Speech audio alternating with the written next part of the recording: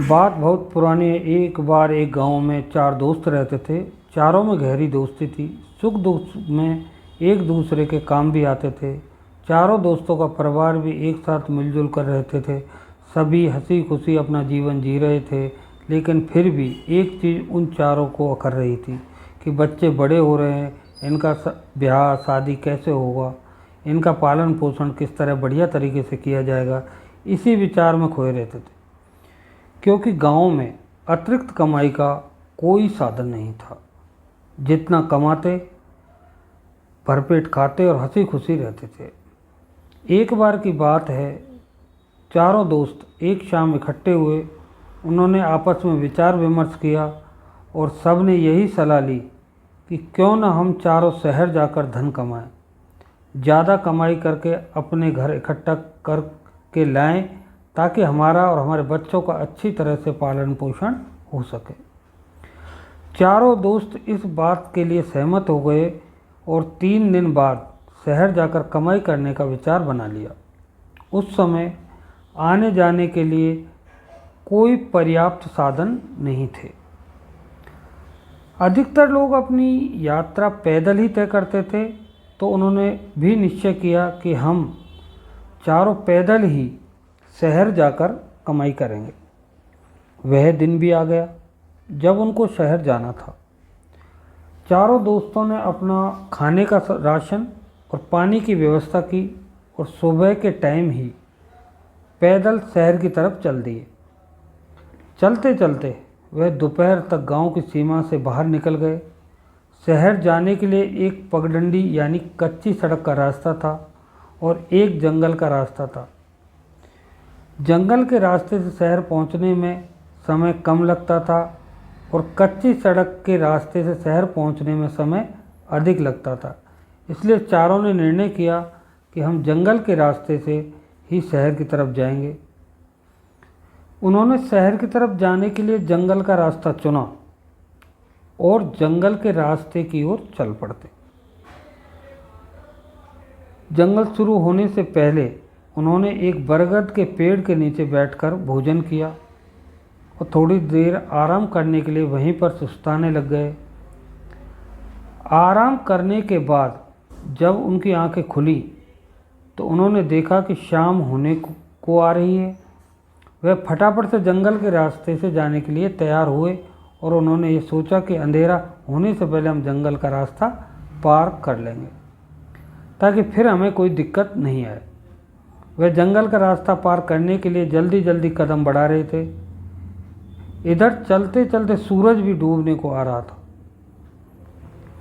वह जंगल पार करने के लिए तेज तेज कदमों से आगे बढ़े चले जा रहे थे, पर होने को कुछ और ही मंजूर था। वे जितने जल्दी जल्दी चल रहे थे, अंधेरा भी उसी रफ्तार से आ रहा था और जंगल में ही उनको अंधेरा हो गया। सबसे बड़ी बात यह रही कि वह शहर जाने का रास्ता, जंगल का रास्ते भी भूल गए। किस रास्ते पर जाना है, अब चारों असमंजस की स्थिति में पड़ गए कि जाएं तो जाएं किधर। अब वो साइड, जिस भी साइड जाना था, दूसरा जंगल से डर लग रहा था कोई जानवर उनको नुकसान ना पहुंचा दे। अब वे धीरे धीरे बिना आवाज़ किए जंगल की तरफ बढ़ते हुए जा रहे थे। अचानक उनमें से एक को जंगल में एक जगह से रोशनी आती दिखाई दी। वह बोला, भाइयों देखो, जंगल में इस तरफ रोशनी है, शायद यहाँ कोई व्यक्ति हो। हम इसी दिशा में चलते हैं, रात यहीं गुजार लेंगे, सुबह यहाँ से जल्दी ही चल देंगे। अब वह रोशनी की दिशा में अपने कदम बढ़ाने लगे और कुछ समय उपरांत जहाँ से रोशनी आ रही थी उस स्थान पर पहुँच गए। वहाँ पर एक बहुत ही खूबसूरत झोंपड़ी बनी हुई थी और उसी के अंदर से प्रकाश आ रहा था। उन्होंने आवाज़ लगाई, कोई अंदर है क्या? हम राहगीर हैं, रास्ता भटक गए हैं, रात गुजारनी है, कृपया करके हमारी मदद कीजिए। अंदर से कोई आवाज़ नहीं आई तो उन्होंने दोबारा आवाज़ लगाकर पूछा, फिर भी कोई आवाज़ नहीं आई। तो हिम्मत करके चारों एक एक करके झोंपड़ी के अंदर प्रवेश कर गए। पर यह क्या, झोंपड़ी के अंदर प्रवेश करते ही सामने एक साधु महाराज बैठे हुए थे। उनके मुख पर तेज झलक रहा था। उन्होंने हाथ के इशारे से चारों को बैठने का आदेश दिया और मौन रहने का भी इशारा किया। चारों चुपचाप एक कोने में जाकर बैठ गए। तकरीबन 20 मिनट बाद साधु महात्मा बोले, राहगीर हो, रास्ता भटक गए हो, कमाने के लिए शहर जा रहे हो, आज रात यहीं विश्राम करो, सुबह चले जाना। फिर साधु ने अपना स्थान छोड़ा और उनसे कहा कि तुम यहीं बैठो, मैं तुम्हारे लिए भोजन का प्रबंध करता हूँ। साधु महात्मा ने उन चारों के लिए भोजन का प्रबंध किया और कहा कि भोजन करने के बाद यहीं विश्राम करना और सुबह जाने से पहले एक बार मुझसे ज़रूर मिलकर जाना। उन चारों ने भरपेट भोजन किया और विश्राम करने के लिए वहीं पर लेट गए। उनके बाद साधु महात्मा भी साइड में एक कोने पर आसन बिछाकर विश्राम करने के लिए चले गए। इधर भोर होते ही साधु महात्मा अपने सुबह के कार्यों से निवृत्त होकर आसन पर बैठ गए और उन चारों ने जब आंखें खोली तो महात्मा उनसे बोले, पास में ही नदी बह रही है, यहाँ आप स्नान आदि से निवृत्त होकर मेरे पास आकर बैठ जाओ। चारों फटाफट निवृत्त होकर स्नान वगैरह करके साधु महात्मा के पास आकर बैठ गए। साधु महात्मा ने कहा कि मुझे मालूम है तुम शहर कमाने के लिए जा रहे हो, किंतु मैं तुम्हें एक ऐसी चीज़ देता हूँ जिससे तुम्हें ज़िंदगी भर कमाने की ज़रूरत नहीं पड़ेगी। सारे दोस्तों के चेहरे पर यह बात सुनते ही हवाइयाँ उड़ने लगीं और एक दूसरे का मुख देखने लगे और सोचने लगे, महात्मा ऐसी क्या चीज़ देंगे जिससे हमें ज़िंदगी भर कमाने की ज़रूरत नहीं पड़ेगी। एक ने हिम्मत करके पूछ लिया, महात्मा जी वह क्या चीज़ है। तब साधु महात्मा ने उनमें से एक को अपने पास बुलाया और पास ही कोने में 4 डंडे रखे हुए थे, उससे कहा कि वह लेकर आओ। वह चारों डंडे उठा लाया और साधु महात्मा के हाथ में दे दी। तब साधु महात्मा ने डंडे पकड़ते हुए कहा कि मैं ये 4 डंडे तुम चारों को देता हूँ। ये कोई साधारण डंडे नहीं है, ये मेरी सिद्धि है। इनके अंदर पर इनमें मेरी कुछ शर्तें हैं जो तुम लोगों को माननी पड़ेंगी। अगर नहीं मानोगे तो पछताना पड़ेगा। तब एक दोस्त बोला, महात्मा वह क्या शर्तें हैं बताइए। हम जरूर उन शर्तों का पालन करेंगे। तब महात्मा कहने लगे, यह चारों डंडे एक एक आदमी अपने हाथ में पकड़ेगा और पूर्व दिशा की ओर चल देंगे, लेकिन शर्त यह है इस डंडे को जानबूझकर गिराना नहीं है। जब यह स्वतः ही अपने आप हाथ से छूटकर गिर जाए, जिस स्थान पर गिरे उस स्थान पर तुमको खुदाई करनी है। खुदाई करने के बाद तुमको कुछ न कुछ अवश्य मिलेगा। अपनी ही आवश्यकता अनुसार वह लेकर वहाँ से वापस अपने गांव लौट जाए, किंतु ख्याल रहे तुम्हारे अंदर लोभ लालच नहीं पड़ सकता। चारों दोस्तों ने साधु महात्मा को दंडवत प्रणाम किया और सबने एक एक डंडा उठाकर पूर्व दिशा की ओर चल दिए। साधु महात्मा ने उन्हें एक बार और रोका और कुटिया में जाकर एक झोला दिया और कहा कि इसमें तुम्हारे खाने पाने की सामग्री रख दी है। और हाँ, यह झोला भी कोई साधारण झोला नहीं है, इसमें तुम्हारे खाने पीने की चीज़ें हमेशा विद्यमान रहेंगी। इसी झोले में तुम्हें खुदाई करने के लिए सामान भी मिल जाएगा, किंतु इसमें भी शर्त है, तुम्हारे मन में कभी लोभ लालच नहीं आना चाहिए, वरना यह झोला कोई भी खाने पीने की चीज़ नहीं देगा और ना ही खुदाई का सामान देगा। और जब तुम चारों अपने गांव की ओर लौटो तो यह झोला वहीं छोड़ देना। अपने साथ गांव नहीं लेकर जाना है। इतना सुनते ही चारों गदगद हो गए। एक ने आगे बढ़कर झोला लिया और साधु महात्मा को एक बार दोबारा दंडवत प्रणाम करके पूर्व दिशा की ओर चल दिए। चारों मन ही मन प्रफुल्लित हुए, सबके चेहरे पर खुशी साफ झलक रही थी। उनमें एक नई ऊर्जा का संचार हो गया था और ना खाने पीने की चिंता थी, ना ही शहर जाने की चिंता थी। अब तो उन चारों का एक ही लक्ष्य हो गया था कि पूर्व दिशा की ओर जंगल में बढ़ना है। चारों को साधु महात्मा की बात अच्छी तरह मालूम थी। ना तो वे डंडों को अपने आप गिरा रहे थे और ना ही उनके मन में लोभ और लालच आ रहा था। उनका एक ही लक्ष्य पूर्व दिशा की ओर आगे बढ़ना है। किंतु यह क्या, चलते चलते उनको पूरा दिन हो गया, चारों में से किसी का भी डंडा नहीं गिरा। एक ने मन में विचार आया, कहीं साधु महात्मा ने हमें पागल तो नहीं बना दिया। यह कोई सिद्धि किया हुआ डंडा है भी या नहीं, इसका पता कैसे लगेगा। चारों इसी तरह से विचार करने लगे और फिर उनमें से एक बोला, भाइयों हम इस झोले में से भोजन निकाल कर खाते हैं और देखते हैं कि झोले में भोजन आता है या नहीं। चारों ने अपने डंडे सुरक्षित एक पेड़ के ऊपर रख दिए और चारों ने एक स्थान पर बैठकर भोजन करना प्रारंभ किया। झोले में से भोजन निकालते गए, भरपेट भोजन किया, पर झोले का भोजन खत्म नहीं हो रहा था। उनको विश्वास हो गया कि साधु महात्मा सही हैं। भोजन करने के उपरांत उन्होंने अपने डंडे उतारे और पूर्व दिशा की ओर चल दिए। चलते चलते उनमें से एक का डंडा अपने आप हाथ से छूटकर और एक निश्चित स्थान पर जाकर रुक गया। उसने अपने साथियों को आवाज़ लगाई, देखो भाइयों, मेरा डंडा अपने आप नीचे ज़मीन पर गिर गया है। मैंने जानबूझकर नहीं गिराया, यह स्वतः ही मेरे हाथ से निकलकर गिर गया है। उन्होंने भी देखा कि डंडा एक स्थान पर जाकर गिर गया है। उसमें से एक बोला, चलो भाइयों, झोले में से खुदाई का सामान निकालते हैं और यहाँ खुदाई करते हैं। फिर उन तीनों ने अपने डंडे पेड़ के ऊपर अच्छी तरह सुरक्षित स्थान पर रख दिया और चारों झोले में से खुदाई का सामान निकालकर उस स्थान पर खुदाई करने लगे। काफ़ी देर तक खुदाई करने के बाद भी उनको कुछ नहीं मिला, किंतु साधु महात्मा के प्रति उनमें अटूट विश्वास था। इस कारण वह खुदाई करते गए, जो थक जाता वह आकर बैठ जाता और दूसरा थक जाता तो वह भी ऊपर आकर बैठ जाता। इस तरह बारी बारी से खुदाई करना प्रारंभ कर दिया।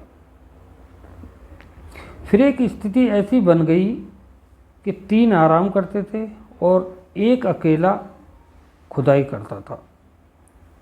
जब वह थक जाता तो दूसरा जाता और खुदाई करता। इसी तरह काफ़ी देर तक खुदाई का सिलसिला जारी रहा। फिर खुदाई करते करते एकदम से टन की आवाज़ आई। टन की आवाज़ से उन्हें चौंका दिया। चारों की थकान एकदम गायब हो गई।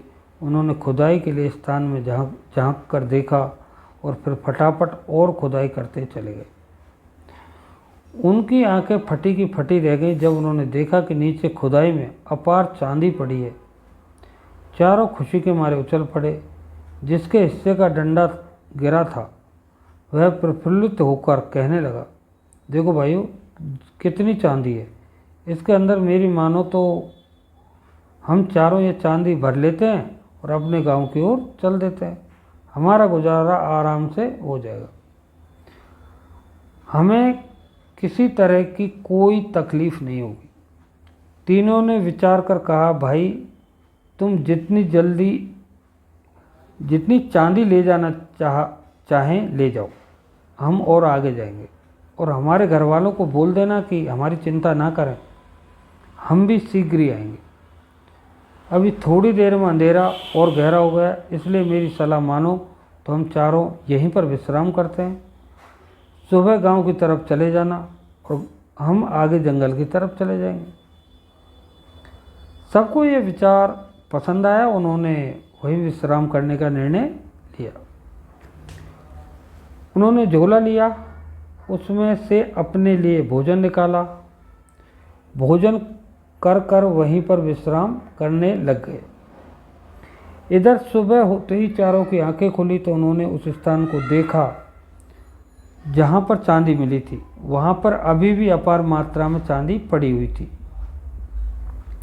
जिस दोस्त का डंडा गिरा था उसने उन तीनों से फिर समझाया कि हम यही चांदी लेकर गांव तरफ चलते हैं, लालच करना ठीक नहीं है। पर तीनों नहीं माने और तीनों ने कहा कि तुम जितनी चांदी ले जाना चाहो ले जाओ, हम आगे की तरफ जाएंगे।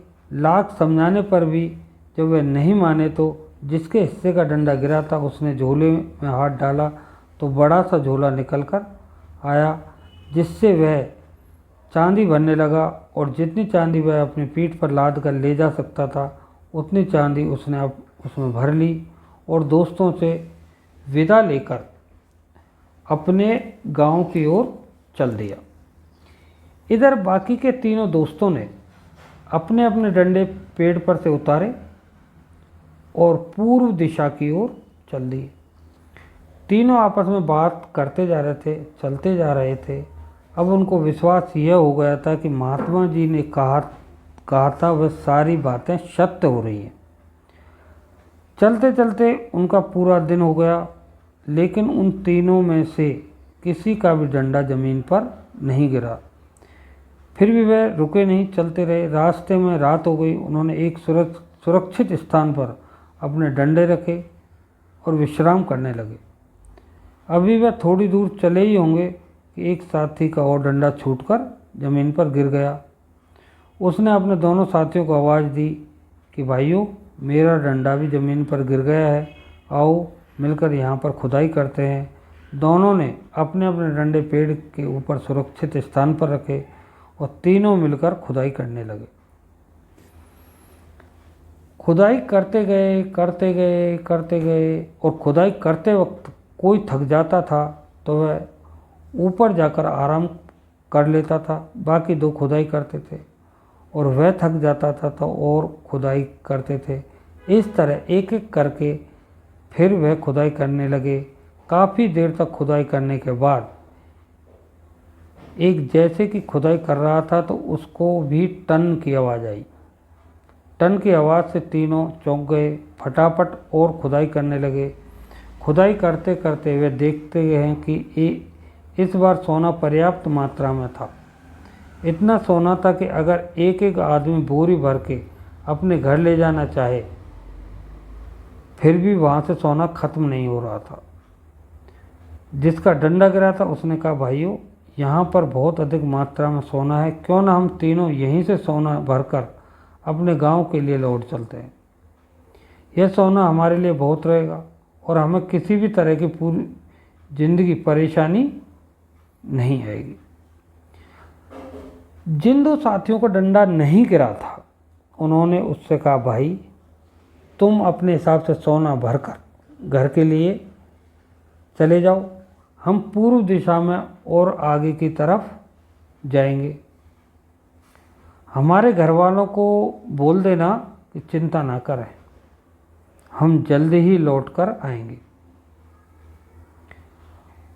और बहुत सारा धन लाएंगे। जिसका डंडा गिरा था उसने अपने दो साथियों को बार बार समझाया पर वह नहीं माने, तो हार कर उसने भी जितना सोना वह अपनी पीठ पर लाद सकता था लाद लिया और अपने गांव की ओर चल दिया। अब बाकी के बचे दो साथियों ने पेड़ पर से अपने डंडे उतारे, झोला हाथ में लिया और पूर्व दिशा की ओर बढ़ गए।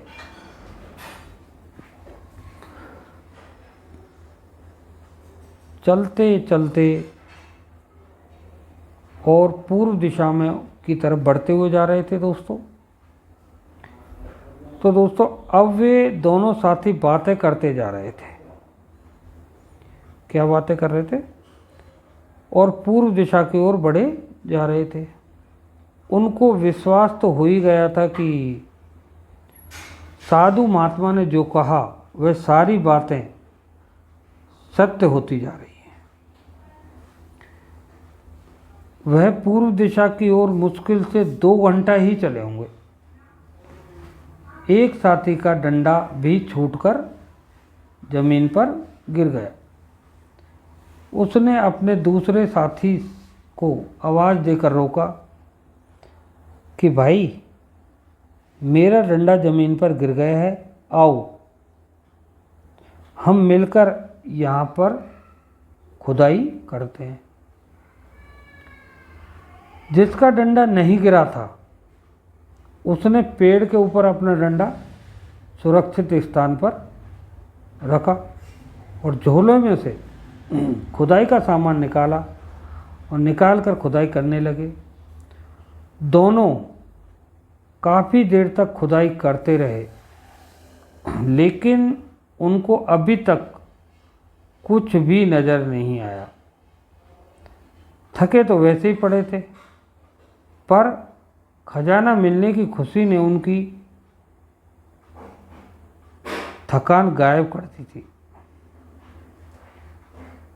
भूख प्यास की चिंता थी नहीं, तो वह लगातार खोदे जा रहे थे। जब एक थक जाता था तो दूसरा खोदता था। इस तरह खुदाई करते करते उनके 4-5 घंटे हो गए, लेकिन कुछ भी हाथ नहीं आया। जब जिसका डंडा गिरा वह कहने लगा, भाई, हमारे पहले साथी का डंडा गिरा तो चांदी निकली, दूसरे का डंडा गिरा तो सोना निकला, लेकिन हम लोगों ने काफ़ी देर तक खुदाई कर लिया है तो कुछ भी नहीं मिला, यानी कुछ भी नहीं निकल रहा है। तो दूसरा कहता है कि भाई, विश्वास रख, इस बार भी कुछ ना कुछ अवश्य निकलेगा, बस खुदाई जारी रखो। काफ़ी देर तक खुदाई करने के बाद टन की आवाज़ आई। टन की आवाज़ से दोनों चौंके और फटाफट और खुदाई करने लगे। खुदाई करते करते उन्होंने देखा तो उनकी आंखें फटी की फटी रह गईं, या कहें कि वह बेहोश होते होते बचे। उन्होंने देखा उस खड्डे में अपार मात्रा में हीरे मोती पड़े हुए थे। दोनों खुशी के मारे उछल पड़े और एक दूसरे को गले लगाते हुए कहा, भाई देखो, कितने सारे हीरे मोती हैं।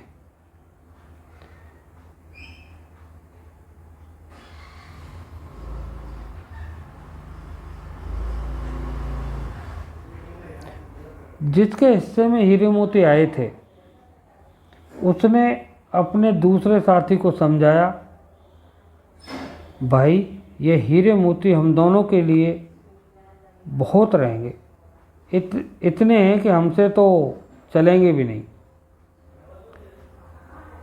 हम दोनों अपने अपने हिस्से के हीरे मोती एक एक झोले में भर लेते हैं, भरकर अपने गांव की ओर लौट चलते हैं। दूसरे साथी ने मना कर दिया, नहीं भाई, तुम जाओ, मैं अकेला ही पूर्व दिशा की ओर जाऊंगा। पहले वाले साथी ने उसको बहुत समझाया और कहा कि लालच करना ठीक नहीं है। दूसरा साथी मन ही मन सोचने लगा, पहले साथी का डंडा गिरा तो चांदी मिली, दूसरे साथी का डंडा गिरा तो सोना मिला, अब इसका डंडा गिरा तो हीरे मोती मिले। यदि मैं और आगे जाऊंगा तो मुझको इन तीनों से बेशकीमती चीज़ मिलेगी। क्योंकि दोस्तों, उसके अंदर लालच आ चुका था। उसने मन में ठान लिया कि मैं अब आगे जाऊंगा, जबकि दूसरा साथी उसको लाख मना कर रहा था, पर वह नहीं माना। पहले वाले साथी ने हीरे मोती भरे और अब घर लौट चला। जाते जाते उसने कहा, ठीक है भाई, अगर तुम नहीं मानते हो तो तुम्हारी मर्जी। बाकी मैं तो यही कहूँगा कि इसी में से हम आधे आधे कर लेते हैं और अपने घर की ओर लौट चलते हैं। फिर भी तुम्हारी समझ में नहीं आ रहा तो कोई बात नहीं, अपना ख्याल रखना। क्योंकि दोस्तों और सोचो, संत ने कही बात पर वो अमल नहीं कर रहे थे। उनके अंदर अत्यधिक और बहुत मात्रा में लालच आ चुका था। अब वह अकेला रह गया था। उसने अपना डंडा पेड़ से उतारा और पूर्व दिशा की ओर चल पड़ा। उसको चलते चलते पूरा दिन हो गया। दूसरा दिन भी पूरा निकल गया, लेकिन उसका डंडा नहीं गिर रहा था। चलते हुए काफ़ी थक भी गया था, लेकिन उसको अटूट विश्वास था कि मुझे भी कुछ ना कुछ इससे बेशकीमती चीज़ मिलेगी। इसलिए वह चलता रहा। तीसरे दिन सुबह वह फिर चल पड़ा। लगभग दोपहर तक चलने के बाद उसने एक खंडर नुमा जगह देखी और चल पड़ा। उसको दूर से वह कुछ धुंधला धुंधला दिखाई दिया। वह उस दिशा की ओर बढ़ता जा रहा था। जैसे जैसे पास आ रहा था तो उसको दिखा कि एक बुजुर्ग आदमी है जिसके लंबे लंबे बाल हुए पड़े हैं और चेहरा बिल्कुल मुरझाया पड़ा है। शरीर बिल्कुल कमज़ोर पड़ गया है। उसके सिर के ऊपर कोई चीज़ घूम रही है। जब है उसके बिल्कुल करीब आया, उसने देखा कि उसके सिर के ऊपर एक बड़ा सा पहिया घूम रहा है।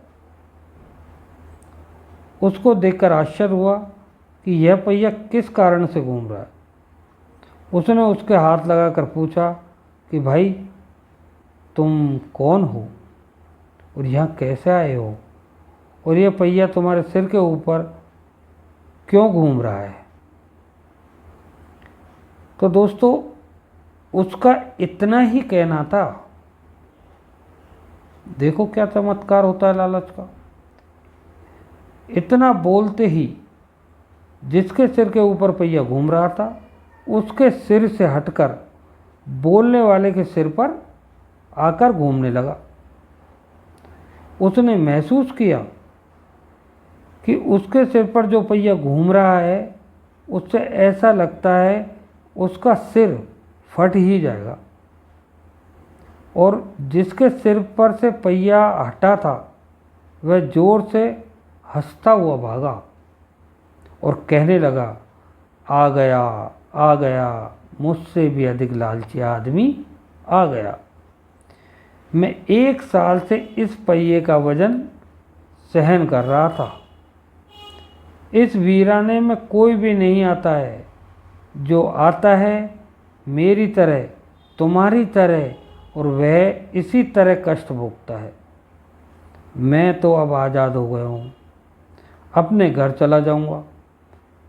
लेकिन तुम्हारा क्या होगा? यकीनन तुमसे भी अधिक लालची आदमी जब आएगा तो उससे और तुमसे बात करेगा, तभी वह पहिया तुम्हारे सिर से हटेगा। इतना कहते हुए भागता हुआ गया और उसकी आंखों से ओझल हो गया। जिसके सिर पर पहिया घूम रहा था, वह पछता रहा था। उसने सोचा, अगर मैं उन तीनों साथियों की बात मान लेता तो आज इस स्थिति में नहीं पड़ता। सच ही कहा था उन साधु महात्मा ने कि लालच करोगे तो बहुत पछताओगे। अब मेरे पास पछताने के सिवाय कुछ नहीं थे, क्योंकि लालच ने उसकी ये गति कर दी है। तो दोस्तों, मैंने आज की वीडियो में आपको इंसान के लालच के बारे में बताया है। संतोष से बड़ा कोई सुख नहीं है दोस्तों। और दोस्तों, आज की वीडियो में आपको कैसी लगी कमेंट करके बताना। वीडियो अच्छी लगी हो तो वीडियो को लाइक, शेयर और हमारे चैनल सोचो ज़रा को सब्सक्राइब करते हुए बेल आइकॉन को ज़रूर दबा लेना, ताकि इसी तरह की नोटिफिकेशन आपको समय समय पर मिलती रहे। जय हिंद दोस्तों, जय माँ भारती।